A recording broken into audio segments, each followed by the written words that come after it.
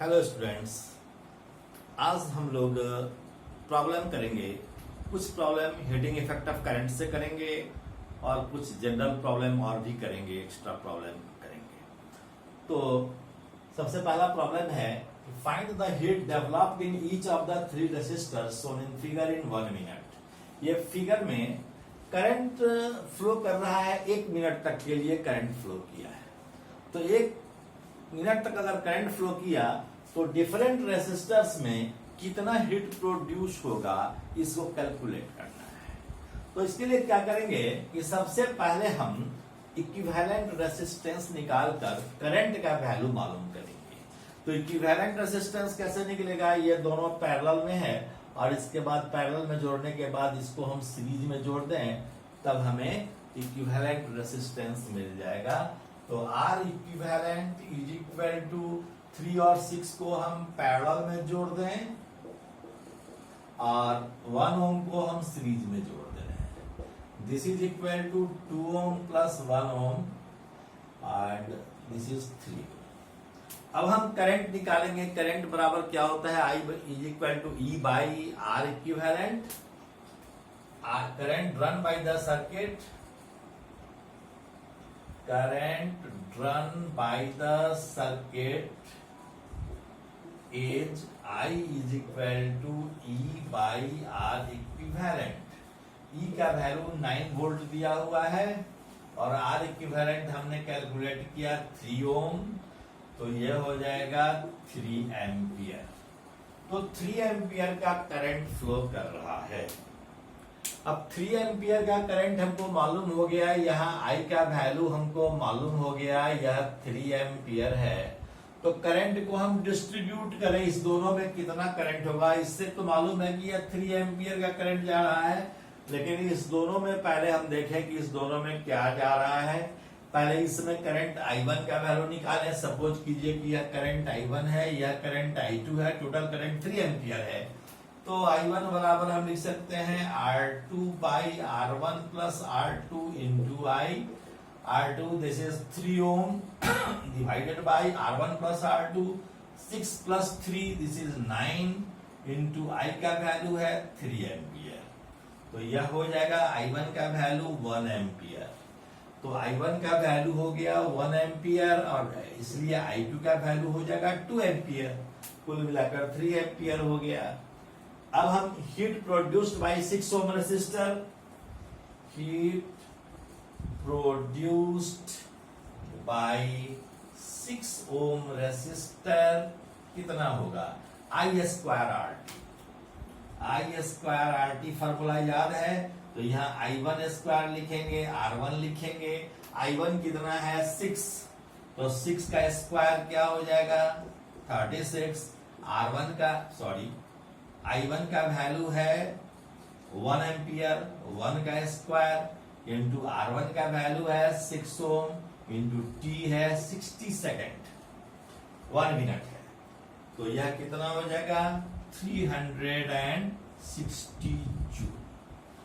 अब हम देखें कि I2 का वैल्यू है 2 एम्पियर, तो हीट प्रोड्यूस्ड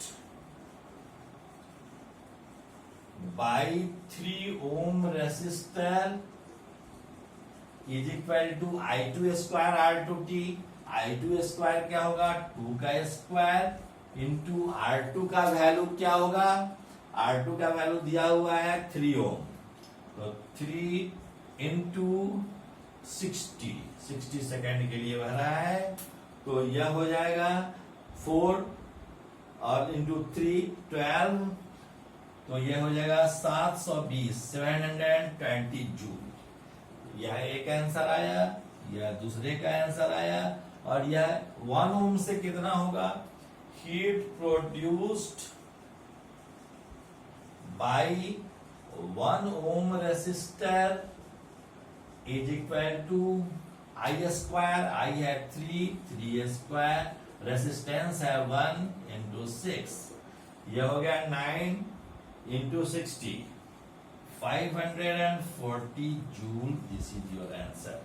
इस तरह से हमने देखा कि सभी रेसिस्टर के द्वारा हमें मालूम हो गया कि करंट कितना फ्लो करेगा। फिर नेक्स्ट प्रॉब्लम। ये नेक्स्ट प्रॉब्लम है कि एक कैपेसिटर जुड़ा हुआ है और 10 ओम का रेसिस्टर है, ये दोनों एक दूसरे से पैरेलल में है। फिर 20 ओम का एक रेसिस्टर है, 2 वोल्ट की बैटरी से ये कनेक्टेड है। हमको चार्ज मालूम करना है, स्टेडी स्टेट चार्ज मालूम करना है। लिखा तो नहीं है स्टेडी स्टेट, लेकिन यह स्टेडी स्टेट की बात करता है, क्योंकि चार्जिंग होने में जब हम चार्ज पूछ रहे हैं, इसका मतलब है कि टाइम के साथ साथ चार्ज बदलता है पहले शुरू में, बाद में जब स्टेडी स्टेट चार्ज आ जाता है तो चार्ज हो जाता है कांस्टेंट। इसलिए जब चार्ज पूछा जा रहा है, इसका मतलब उसी कांस्टेंट चार्ज की बात हम करते हैं जब चार्ज स्टेडी स्टेट में आ गया है, अर्थात और फर्दर चार्ज का बढ़ना बंद हो गया है, मैक्सिमम चार्ज आ चुका है। तो उसी मैक्सिमम चार्ज को हमें निकालना है। जब मैक्सिमम चार्ज इस पर आ जाएगा तो निश्चित ही रूप से इस होकर कोई करंट का फ्लो नहीं होगा। जब इस होकर कोई करंट का फ्लो नहीं होगा तो जो करंट 10 ओम से जाएगा वह 20 ओम से वही करंट जाएगा, अर्थात 10 ओम और 20 ओम सीरीज में हो जाएंगे। After attaining steady state charge,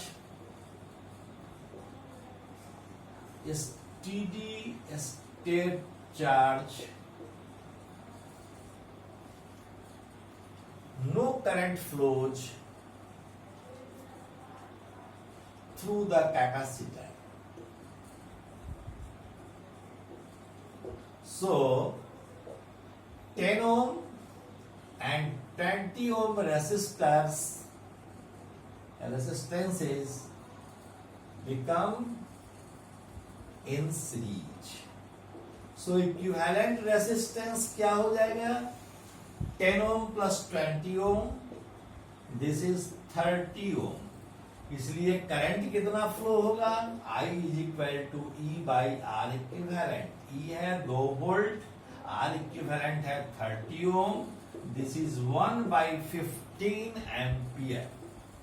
1 by 15 ampere का करंट फ्लो कर रहा है इस होकर।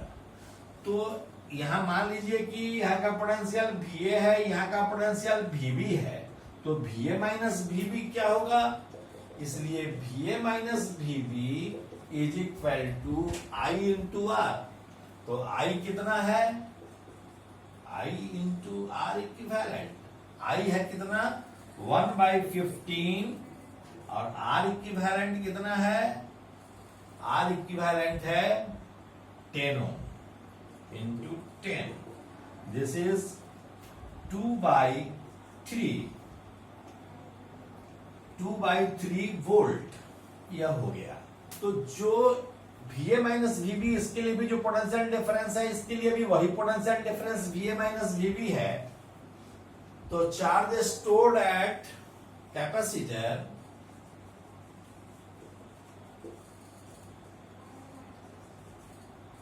Q is equal to C into VA minus VB।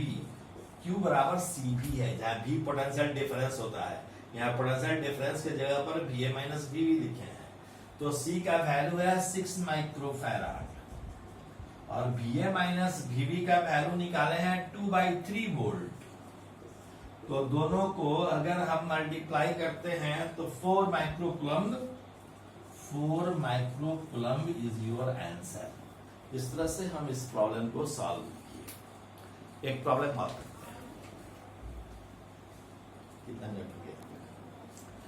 देखिए इस क्वेश्चन को, ये क्वेश्चन है कि 6 volt battery of negligible internal resistance, इसका इंटरनल रेसिस्टेंस लगभग 0 है। 6 वोल्ट की बैटरी है, is connected across a uniform wire AB के से जुड़ा हुआ है और इसका लंबाई AB का दिया हुआ है 100 centimetre. The positive terminal of another battery of EMF 4 volt and internal resistance इसका 1 ओम है, या A एक टर्मिनल से जुड़ा हुआ है, is joint to the point A। Potential B के पोटेंशियल को 0 मान लेना है, अर्थात इसका पोटेंशियल 6 वोल्ट है, इसका वोल्ट 0 है, तब इसका पोटेंशियल 0 है, तो 6 माइनस 0 दैट इज 6 वोल्ट है। पूछ रहा है कि what are the potential at point A and C। A पर पोटेंशियल क्या होगा और सी पर पोटेंशियल क्या होगा, यह पहले मालूम करना है। सॉल्यूशन ए क्या होगा, इसमें कुछ करने की जरूरत नहीं है। ए का पोटेंशियल क्या होगा, तो अगर ए और बी के क्रॉस पोटेंशियल डिफरेंस दिया हुआ है, यह तो कौन सा एंड है, यह कहीं कनेक्टेड नहीं है, सर्किट कंप्लीट इसका नहीं है अभी। तो सर्किट कंप्लीट नहीं है तो ए बी के क्रॉस जो पोटेंशियल डिफरेंस होगा वह इसके ईएमएफ के बराबर होगा, क्योंकि इसमें कोई इंटरनल रेसिस्टेंस नहीं है। मैंने बताया था कि अगर करंट फ्लो कर रहा हो और कोई रेसिस्टेंस नहीं हो, इंटरनल है ना, तो यहाँ करंट फ्लो कर रहा है तो इसके और इसके बीच जो पोटेंशियल डिफरेंस होगा वही ए और बी के बीच भी पोटेंशियल डिफरेंस होगा, और इसलिए इसके और इसके बीच का पोटेंशियल डिफरेंस, अगर बी का पोटेंशियल 0 है तो ए का पोटेंशियल निश्चित रूप से 6 वोल्ट है। अब ये कह रहा है क्या कि इसका पोटेंशियल क्या होगा, if VB is equal to 0 then VA क्या हो जाएगा 6 वोल्ट। और दूसरा पार्ट कह रहा है कि C का पोटेंशियल क्या होगा, तो देखिए कि VA माइनस VC में बी रिटन एज 4 वोल्ट और करंट चूंकि फ्लो नहीं कर रहा है या एंड कहीं से कनेक्टेड नहीं है, इसलिए केवल VA माइनस VC का वैल्यू 4 होना चाहिए। VA का वैल्यू है 6 वोल्ट, 6 माइनस VC बराबर 4, so VC is equal to 6 minus 4, this is 2 volt, this is your answer. एक आंसर आपका ये हो गया, एक आंसर ये हो गया। अब हम प्रॉब्लम करेंगे बी, तो बी करने के लिए हम थोड़ा सा मिटाएंगे।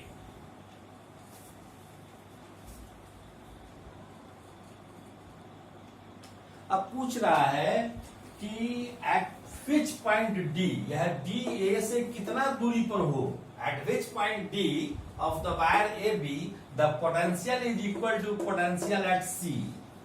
Potential at A, at which point D the wire AB the potential is equal to potential at C। जो C पर पोटेंशियल है वही D पर पोटेंशियल हो। C पर कितना पोटेंशियल निकाले हैं हम, 2 वोल्ट निकाले हैं, तो D पर कितना होना चाहिए 2 वोल्ट होना चाहिए। C पर पोटेंशियल हम निकाले हैं 2 वोल्ट, तो 2 वोल्ट निकाले हैं तो D पर भी पोटेंशियल 2 वोल्ट होना चाहिए। तो D पर 2 वोल्ट कैसे होगा यह हमको देखना है। तो 100 सेंटीमीटर में कितना पोटेंशियल ड्रॉप हुआ है, 6 वोल्ट का पोटेंशियल ड्रॉप हुआ है, 6 वोल्ट का पोटेंशियल ड्रॉप हुआ है कितना डिस्टेंस पर, तो 100 सेंटीमीटर पर हुआ है। तो 1 वोल्ट का कितने पर होगा, 100/6 सेंटीमीटर पर होगा। तो यहां अगर 2 वोल्ट हो गया तो कितने वोल्ट का अंतर आया, 4 वोल्ट का। तो 4 वोल्ट के लिए कहां होगा, 4 वोल्ट के लिए कितना दूरी पर होगा, 100/6 into 4 होगा, दिस इज 200/3 होगा, दिस इज इक्वल टू इतना सेंटीमीटर पर लगभग 66.7 सेंटीमीटर पर हमको मिलेगा 2 वोल्ट। यही आपका आंसर है।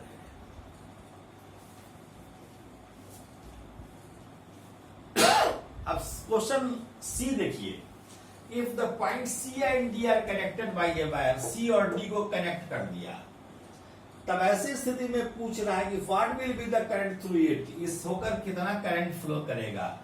तो हम बताए थे सी का पोटेंशियल कितना था 2 वोल्ट, डी का भी पोटेंशियल 2 वोल्ट था, तो इसके बीच कोई पोटेंशियल डिफरेंस नहीं है। अगर हम इसको कनेक्ट भी कर देंगे तब भी कोई करंट फ्लो नहीं करेगा, क्योंकि इन दोनों के बीच कोई पोटेंशियल डिफरेंस है ही नहीं। तो बिना पोटेंशियल डिफरेंस के क्या करंट होगा, कोई करंट नहीं होगा, इसलिए 0 करंट होगा। अब इसका दूसरा क्वेश्चन है कि 4 volt battery is replaced by 7.4 volt battery, what would be the answer of part A and B। इसको आपको खुद बनाना है। अब देखिए अगर यहाँ पर 4 वोल्ट के जगह पर 7.5 वोल्ट की बैटरी होगा, तब यहाँ ए का पोटेंशियल क्या होगा? निश्चित ही रूप से तब उस समय यह पॉजिटिव टर्मिनल है, यह 7.5 वोल्ट है, तो यहाँ क्या होगा? इसको आप खुद से आप बना सकते हैं। यह होना चाहिए 1.5 7.5 माइनस 6, और यह होना चाहिए। तो यहाँ ये जो एंड है यह फ्री एंड है। अभी जब फ्री एंड है तो इससे हमको कोई मतलब नहीं है। यहाँ का 6 वोल्ट है, यहाँ 0 वोल्ट है, तो ए और बी, ए का पोटेंशियल क्या हो जाएगा? वही हो जाएगा 6 वोल्ट ही। तो ए का पोटेंशियल होगा 6 वोल्ट। अब यह कह रहा है, दूसरा पार्ट है इसका सी का, कि what would be the answer of part B. Part B क्या है? डी पर, at which point D of the wire A B the potential is equal to potential at C. यहाँ का 6 वोल्ट, यहाँ 6 वोल्ट है suppose कीजिए, तो यहां का क्या होगा? VC, तो हम लिख सकते हैं VA माइनस VC। यहां पर अगर मान लीजिए कि हम 7.5 वोल्ट कर देते हैं, तो VA minus VC is equal to 6 plus 7.5 VA minus VC, VA minus VC is equal to 7.5। इस VA का वैल्यू 6 है, 6 minus VC is equal to 7.5। So VC is equal to 6 minus 7.5, this is minus 1.5 volt. This is your answer. इस तरह से हमने देखा कि इसका बहुत आसान क्वेश्चन था, आंसर हमारा निकल गया -1.5। Okay, thank you very much, all the best.